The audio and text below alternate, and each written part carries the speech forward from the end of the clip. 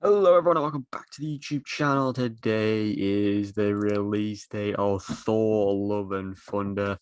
And before you obviously watch this, leave a like, subscribe, go check the film out, come back, and enjoy the video. Spoilers ahead, of course, as it drops. It obviously dropped in the UK today, and it drops in America tomorrow. So obviously, us UK British people are a lot luckier than Americans in modern day because we get all the films first for some reason. But obviously, as I said, spoilers ahead. Enjoy. So I want to say this was a brilliant film, so much better than Doctor Strange, but I believe very different films because there was less expectation from this in the sense of we know what Thor and Chris Hemsworth are capable of, and we knew it was the introduction of Jane becoming Thor. Kristen Bale as Gore the God Butcher, I think, was the most bang average part about the film. Kristen Bale is a brilliant actor, but Gore the God Butcher, as cool as the story was, the introduction to the film was him losing his daughter, coming across the god he pledged his life to, and then stabbing and killing him, and then claiming himself as the God Butcher. I thought it was cool, but throughout the film, he didn't really do anything. He had a couple of fights with Thor and the rest of the group, but it wasn't really groundbreaking. And what I've seen from the MCU recently is the villains have been really poor in Phase 4. I've got to admit that. No villain to me has stood out as something as memorable. I think the last good villain, who was full-fledged, maybe he'd been Thanos. I can't think of someone who stood massively out in Phase 4, but Gore, the God Butcher, was okay at best. Zeus has sort of become something of a villain in the post credit scene, with it introducing a character we've long and waited to see in Brett Goldstein's Hercules, which I think is a great introduction to the film series, and I can't wait to see what he does. If you didn't know, before I go into the whole film perspective, Jeff Goldblum, Peter Dinklage, and Lena Headey were all dropped from the film as all their scenes were cut. So not dropped from the film, but all their scenes were cut. Obviously, playing the Grandmaster, Peter Dinklage playing the person who forged Stormbreaker, and obviously Lena Headey played someone who I don't know.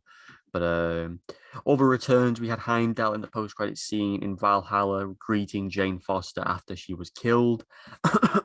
Sorry, after she died from the cancer that took over her body. We had Idris Elba, as I said, as Heimdall. We had Eric Selvig, who is obviously a close friend of Thor's, who's played by Stellan Skarsgård. And we had Kat Dennings return as Darcy Lewis. She just seems to be returning in random appearances. Her involvement in WandaVision was fantastic, but she hasn't been seen in 2 years now. But also great to see her back. You had obviously a minor role from the Guardians of the Galaxy at the start of the film. Meek was in there. Matt Damon, Sam Neill, Luke Hemsworth, and Melissa McCarthy in the acting thing. I thought that was brilliant and amazing to see them survive Asgard and obviously get to this point. I want to say Korg's narration throughout this film from Taika was absolutely phenomenal and brilliant. He was one of the highlights. Tessa Thompson as King Valkyrie, brilliant, courageous, lovable, likable, and almost died, obviously. So I'm grateful she survived. Korg almost died. He ended up just having a head after Zeus annihilated him. But that's what I'm saying. All the deaths, like the main death, if you will, Korg's body was destroyed by Zeus, who wasn't even a villain. Gore stabbed Valkyrie and hospitalized him. And then Jane, obviously, through the power of Mjolnir, however you pronounce it, was killing her.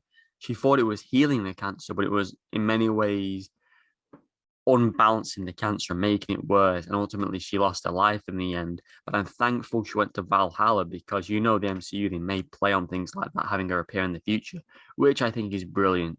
Another couple of things I loved about this film was Russell Crowe's appearance as Zeus. I thought he was good.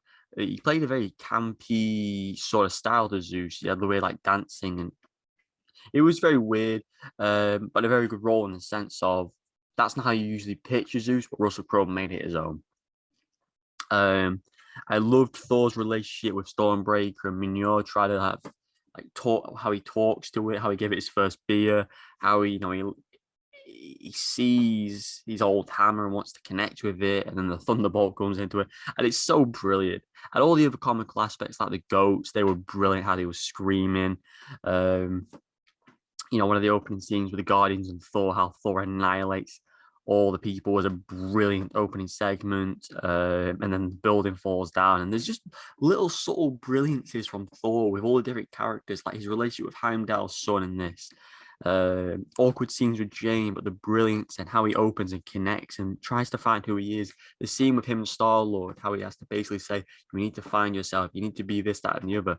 I just thought it was brilliant. For me, Thor, Valkyrie, Jane, and Korg made a great team. They drove this film in such a good way that we've never seen a Thor film in my life. I'd say the story was better in Thor 3 Ragnarok, but this was the better collective film in the sense of everything about it was brilliant, perfect. The only thing I said was Gore the God Butcher was a bang average villain, but Hela was a lot better because of the drive and what it meant to want to kill Loki and Thor. Another brilliant thing, obviously, was the highlight of, for me, Gore's daughter was brought back through the wish, and the same scene, James' life was obviously taken, and then we got this scene where Thor basically had retired from big time, superheroing to parenting, as it would be Love and Thunder, which I thought was brilliant. And that's actually his real daughter in real life, Chris's, which I think is brilliant. So you have Chris, Liam, and, or is it Luke? Luke or Liam? Or is it Luke?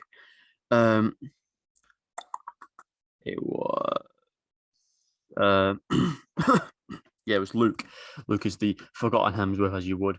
And obviously, as I said, obviously his daughter, who are now are going to be two huge characters going forward. To see them two work together, and they've highlighted someone else who could be part of the Young Avengers team, and to be that next Thor. Everyone thought it'd be Jane, but now it's obviously going to be, I'm going to call her Love. And yeah, the ending scene, like, make sure you got your boots on, make sure you eat your breakfast, then they go out to fight against these creatures. I just thought everything about this film was brilliant, from music to timing to pacing to the post-credit scenes. It was a perfectly length film.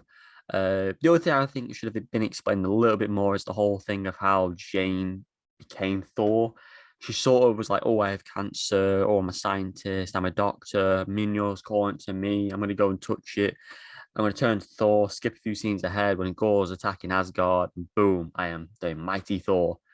Brilliant, but it should have been explained a little bit more. But very, very good performance from Natalie Portman, who has deserved full-on credit because she was brilliant in Thor 1 and Thor 2.